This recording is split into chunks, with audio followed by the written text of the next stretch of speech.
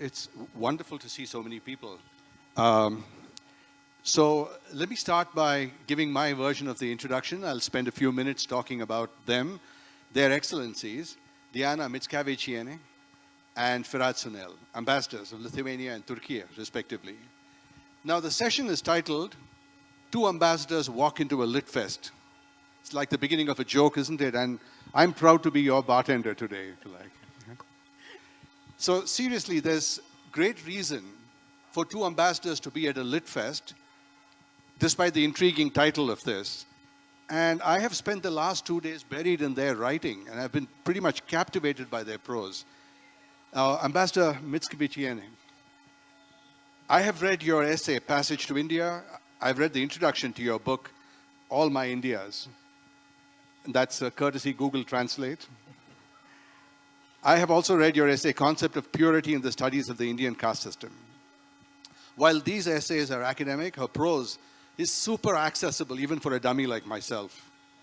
And Ambassador Sunel, now he's the author of a novel called The Lighthouse Family, which the publisher Penguin was kind enough to share an advance copy with me of the English translation. And let me say that this novel is one of the best examples I have read recently of literary fiction. And you should catch his session on the book a little later today. But there's another fact that should gladden the hearts of all of us Bangaloreans. The Lighthouse Family has first been published in Kannada. And that's the edition that's been launched. So please, a hand to the publishers. So with that, two ambassadors walk into a lit fest. You know, there's an old joke about the definition of a diplomat, and it's a very old one, so forgive me if you've heard it. It's someone who knows how to tell you to go to hell and make you look forward to the trip. So diplomats, if anything, are known for their diplomacy, and this involves words. So they're closer together than one you might imagine. So you know how to pick words. You first, Diana, may I call you that? Absolutely. Please use my first name. Thank you. So Diana, diplomacy and literature, is it a thing? Yes, definitely. Even though the relationship is not as direct or as exact as writer and literature, but the connections are very, very tense, very intense also. We all know ambassadors as speakers, you know. We can speak blah, blah, blah, middle of the night, you are woken up and you can make a speech. That's what we are. But actually we are writers also in our own turn because we have to write a lot. But also we come across a lot of ambassadors or diplomats who have authored books which are separate from their diplomatic career. And certainly the majority of ambassadors writes memoirs when they retire. So definitely a lot of connection. That's wonderful. This, Firat, now there have been many famous literary figures who have been diplomats, Nobel Prize winners and so on. Let me name some, which is surprising to me as I discovered them. Alexandre Dumas, French ambassador to the Kingdom of Naples in the mid-19th century. Mario Vargas Llosa, Peruvian ambassador to France. And the poets, Neruda, Chilean ambassador to France, Octavio Paz, Mexican ambassador to India. And two more would be Navtesh Sarna, who is here at the festival, who is an Indian ambassador to the US and among other countries. And you. You have been your ambassador to India right now, and so on. And I read that in 1937, half the diplomats in the French Foreign Service were published authors. Suddenly, two ambassadors walking to a lit fest doesn't seem so odd anymore, does it now? So the question I have to ask is, what is this undercurrent that seems to bind diplomacy and literature? Yes, Diana also thought there is a close connection between diplomacy and literature, as a matter of fact. One of our tasks is public diplomacy, and literature and deepening cultural relations is a part of public diplomacy. So what are we doing here now, for example, an example for public diplomacy? And you named some famous authors who won the Nobel Prize, Literature Prize. I want to add some more names, for example, Gabriela Mistral, a famous female author from Latin America, and from my hometown, Seferis, Yorgos Seferis, a Greek poet and novelist. So, and I would like to also mention Vikas Sivarup, my dear friend. So he is also very famous all over the world. Literature and diplomacy in general, culture, art and diplomacy and diplomats. So they are connected because, with diplomats, we write in our daily life, every day, and beyond this, we write and write and write. But not always literary issues, of course. Most of the times, we write reports, and they are confidential. And the word secretary, it derives of the Latin word secretarius, which means secret. And in diplomacy, all the ranks are called with, connected with secretary. We start our career with third secretary, and then we become second secretary, first secretary. So confidential writers, it means. But when you are a literary person, you shall write, stuff available to everybody.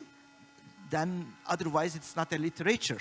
So, we have some challenges and also some advantages of being a diplomat, cum author. I can tell you later if you ask. But I just want to give an example from our life. We the diplomats, we go all over the world, all around the world. We live in different countries. We discover new cultures, new peoples, new colors, tastes, smells, and everything, whatever we witness in a foreign country, inspires us to write new things. And if you are a novelist or any, literarian, then you can make use of this. You can use this. So, literature and diplomacy, they go well together. Because, I said our whole life is passing abroad, not in our country. It sounds sometimes a nice thing, but it has also, emotional part of this, travel through the world. Because even when you are very happy in a country, for example, I'm very happy in India, you miss your own country, mother country. You miss your friends. You want to see your friends from the school. You want to see your family. So it makes you emotional. And all the diplomats, I don't know if Diana is agree or not, but most of the diplomats are melancholic because of the fact, because you always miss something, always missing something. And then melancholy inspires creativity. And creativity is the base for literature. So that's why I would like to say they go well together. That's cool. That's a very nice thing. Diana, I read this wonderful quote from linguist Biljana Scott, and she's got a blog. She writes quite frequently, and I really like this line, which should go to the heart of what you do. Quote goes like this: "Put your finger to the pulse of language, and you will detect the heartbeat of conviction." Now, you had a thought when we were talking earlier as to why being a career diplomat turns you into a writer. Why is that?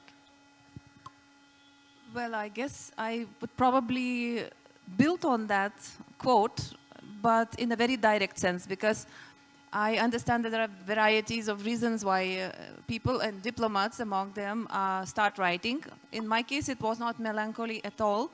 It was India as a civilization in which I was interested in, with which I was fascinated since very young,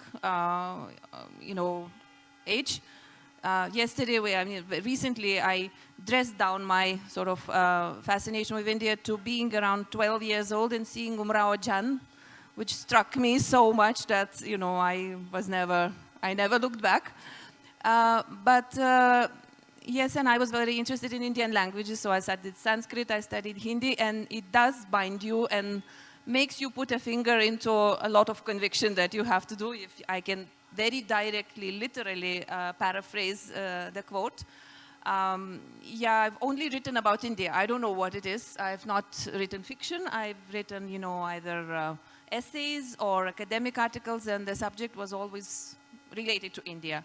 So to me, it's a very literal, you know, language and culture thing, which struck me at a very early age and is not able to leave me, and I'm yet awestruck with the world that is India. That's cool. Very direct answer. That's great. Firat, like I said earlier, you are a formidable novelist from your book.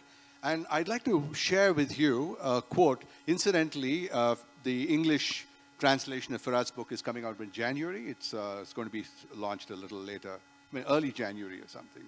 Yes, in early January it will be published by Penguin Random House. So it will be, so this is the original Turkish edition. And Kannada edition is being published today. I haven't seen the book yet, I swear. So I'm going to see.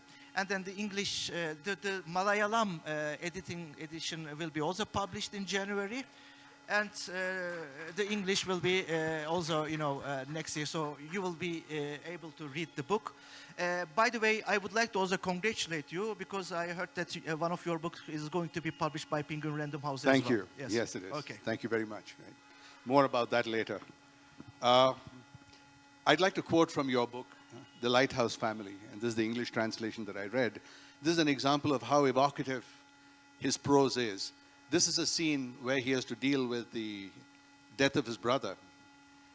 And the line goes like this: drawing his blanket of earth over his head, Ilyas took along all my childhood memories and disappeared into his bed.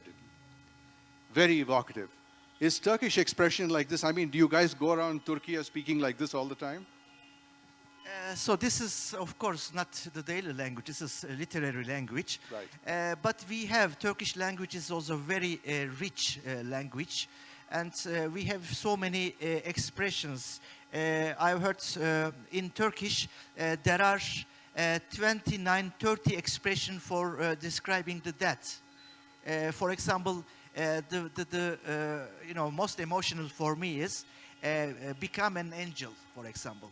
It describes also that. But as I said, this is literary language. So how does your skills that you can, you know, that you cultivate being a diplomat, communicating as a diplomat, how does that turn you into an effective storyteller, like a novelist, or are the two completely separate? You mean separating it from my diplomatic Yeah, work? just the skills. Does being a career diplomat develop you for the skills of all sorts of storytelling? Okay. Yes, the most important word is here skill. You know, you cannot learn how to write a novel. You can write, you know, learn how to write reports, maybe. But novels are different. You must be skilled. But just skill is not enough. You need self-discipline, hard working, and imagination. Imagination and skill must merge to create good literary words. So, when I tell about my own experience, it has always been my dream to become an author, and precisely said a novelist. And I have been writing since I learned how to write and read. I started keeping a diary. And then one day I was in third grade in the primary school. And I read Robinson Crusoe. So I was so impressed by this book, and then start writing my own Robinson Crusoe. So one day my teacher in primary school, but that was such a thick notebook, really. I started and completed my novel. That was a copy of Robinson Crusoe, but still, you know, I was third grade. And one day my teacher saw me and proudly just walking around with my so-called novel. And then she asked, "What is this?" Oh my God, I was so afraid. I said, she will be mad on me because I'm wasting time with such nonsense instead of making my homework and so on.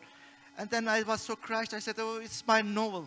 And then she has just taken the novel and just checked, and then turned to the classroom and said, "Hey kids, you know, your classmate has an excellent novel. From now on, every day he will read a passage from the novel. So that was maybe the inspiration for me, the teacher's attitude. So that's why being teacher is very important. So, and then I start, I was always writing short stories. For a while, I worked as freelance journalist to earn my life. And then, I knew I had an inspiration power and I had skills as well. But that's not enough. For a novelist, your pen, your writing, and your ideas must mature. You have to develop your own style. But I thought, until my 40s, no, my style is not developed. My pen, my ideas, they are not matured. So I was waiting for my retirement. But then one day, just in the morning, I woke up when I was, in Georgia, and then I thought, my pen and ideas are matured. Now I can write a novel. Right. And you spoke about curiosity, open-mindedness, sympathetic creativity. Diana, you had a more practical aspect of how you develop your craft on a regular basis. It's having to write is a daily part of everything that you do morning till evening, isn't it, as a diplomat and an ambassador? Definitely, writing is the invisible side of our craft, which is diplomacy, because the general public doesn't see what we write. It's always to a very select audience. Sometimes it's under the restricted, classified. So definitely, it's the side that general public doesn't see of us. And I was very immersed in that. We had to do a lot of writing, and that's why, my own coming to the writing beyond diplomacy was very different from my colleagues, because I always remember, and I think it's a good sentence nowadays that everybody is writing everything, and it's so easy and so on. I heard someone say, I don't know whose quote is it, but it's saying, if you are able not to write, do not write. Because that's what happened to me. I didn't write anything for the general public until I was able to, and suddenly I felt that I was bursting with things to say and I was no longer to contain it. So then I wrote my book. I was then, by the way, on maternity leave, so it was outside the strict, hours in office and that routine that your foreign service career demands of you. But that's where we develop it. We learn from each other. I wouldn't say not so many services would have like a writing courses or whatever, right? You just learn, you know what is needed back home, what you need to report. The strangest things we need to report, the strangest backgrounds we need to give. Suppose there is a visit and your leader wants to know one particular aspect of a country, culture, society. So you sit down and write an essay, basically, which would never be public and nobody will see it apart from a very select audience, but that's what we do very regularly. But every tweet, every message that you send, everything that you do in the back of a car, for example, you have to be pretty cautious about what you say, don't you? Yes, and that's why I think this restricting factor, the factor that, in this path, on this path, you have to mind, because it can be sensitive, probably stimulates an alternative path, which, we sometimes indulge into writing, a non-diplomatic, off the career path. So, because it's, you still can't be that tight-lipped all the time. You know so much. You want to express it somewhere. You're human, I get it. And your job calls you to say things that is somebody else's conviction. I want to quote to you one of my former guests on my podcast. His name is Abhay Kumar, a poet, and he was Indian ambassador to Madagascar. And I'm going to persist with you, Diana. I'm going to quote from him, saying there are certain commonalities between the role of poet and diplomat. A poet prepares the philosophical background for a vision of the world. A diplomat implements that vision. You agree? Well, I know Abhay. So I'll tell him, and what is it if the poet is also a diplomat? So you have to be very, very careful with your philosophical visions, because then you will yourself be the one who has to implement it. But I think, yes, implementation comes with so much of responsibility, and poets are excluded from that. Like, they are very free to, put up the philosophies that they want to, but whenever the practical side of it comes, challenges are there. You have Firat, to ask I'm- Abhay how he's doing both. Yes, that's Because right. he's both. That's a great answer. That's great. Firat, I'm going to hit you with a little bit of a journalist cynicism over here. As journalists, we don't always believe everything that diplomats tell us, all right? And the polite phrase for the dark section of what you do is called constructive ambiguity. There's actually a whole phrase for this. Tell me, I'm going to marry that with literature, and I'm going to use a rather long bridge to get from one to the other. Here's another quote from your book. You quote, you said, how right Epictetus of Hierapolis was. And Epictetus, that's the Stoicism guy, isn't it? Yeah. Right. So, Stoicism, constructive ambiguity. Please build me a bridge. I'm curious. Okay, thank you very much. How do you call it? Constructive Ambiguity. ambiguity. That's a really excellent word. Because it is also a difference between the language of diplomacy and language of literature. So there are also quite a few differences. Epictetus, I quoted his words in the beginning of my book. It's like your childhood is your homeland. So I put it, the citation for my book because the whole book is being told through the eyes of a little child during Second World War. You know, they feel things different than us, the adults. So there was war. Okay, Turkey was not a part of the war, but they felt the poverty and privations in the daily life. But for the children, for the siblings, 3 siblings in my novel, Living in the Lighthouse, this is just a game. So Epictetus' words are very important because I really believe your whole life is built up your childhood. You can forget everything, but not your childhood.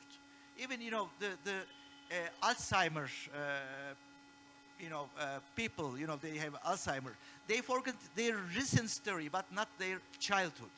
And then, independent from the state and the place where you are born, we have all similarities. Sometimes, in a small, word, one color, one smell that reminds our childhood. And that's why this philosophy, the words are important, and I put it. And, antique Turkey, antique Anatolia, it's a home of many philosophers, and Epictetus of just one of them. That's a good door to open to journalists as such. Before we close, I have a question to ask you, Diana. All of the above, how do you guys put it to work in your job? Like, give me some examples of how you used literature into culture and understanding. One of your jobs is to understand the culture of whichever country you're in. How do you put that and literature to work in building a bridge to the local culture? We definitely study wherever we go. And in fact, this melancholy that my dear colleague was mentioning is something that is very present. And I was very motivated to look into also other examples of not necessarily diplomats, but those who went and stayed in different cultures. So suppose early travelers to India, for example, or the early Indian, travelers to the West. What they went through, how they were able to live in a totally different culture, including all the anecdotal situations, which in fact happen all the time to us. But, if you have a right set of mind, you laugh of them, that makes your life very, very easy.